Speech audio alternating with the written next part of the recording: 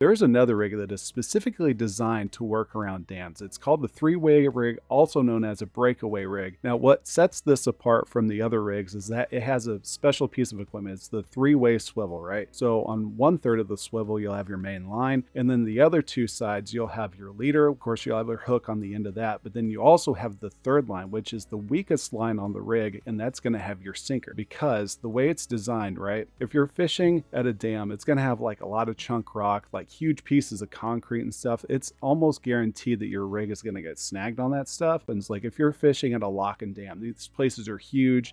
They have so much structure around them, and they have a lot of current. As your rig is moving through the water, that bait's going to be elevated. That sinker is probably going to fall down into those rocks and get snagged, which is fine as long as that bait's elevated above all that stuff. Now, what you want to happen is eventually that fish is going to find your bait. It's going to take the bait and start running with it, and it'll be swimming around and you'll be thinking, okay, great. Well, now I got to haul this thing in. Problem is that the sinker's stuck. That's why the line has to be a lot weaker than the rest of the rig, so that whenever you start to haul that fish in, that sinker line will break, and unfortunately you're going to lose your lead, but you're going to have a massive catfish on the end of the line. And once you get it on the bank or in the boat, then you hoist that thing up and show your buddies how much of a better cat fisherman you are than they are.